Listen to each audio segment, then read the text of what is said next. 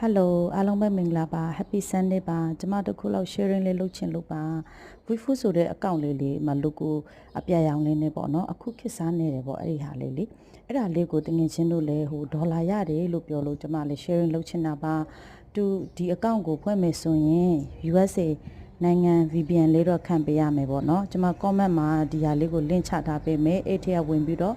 VPN လေးခံပြီးတော့ download ဆက်လို့ရတယ်ပြီးလို့ရှိရင် Gmail တခုတော့ရှိရမယ်သူက Gmail နဲ့ဖွင့်ရတာပါဒီဟာလေးကလေ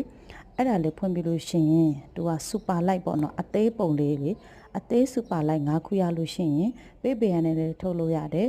ဘိုင်းနဲ့အကောင့်ရှိတဲ့လူကလည်းအဲ့ကထုတ်လို့ရတယ်ပတ်စံပေါ့နော်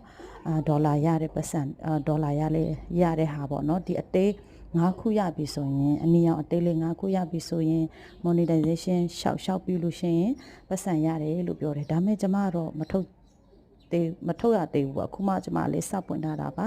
သူကလေ follower လေးများတယ် like လေးမြန်တက်တယ်ပေါ့နော်ပြီးလို့ရှိရင်သူက copyright လေးမထိပါဘူးသူကသူများစီက copy ယူပြီးတော့လဲတင်လို့ရပါတယ်အတာချက်ပေါ့နော်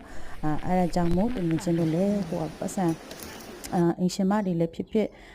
လူငယ်တွေပဲဖြစ်ဖြစ်အပူဝင်ဝင်လဲရှာချင်တဲ့လူများပေါ့နော်ဒီဟာလေးကိုတုံးစီချင်တယ်ဟိုဘာဖြစ်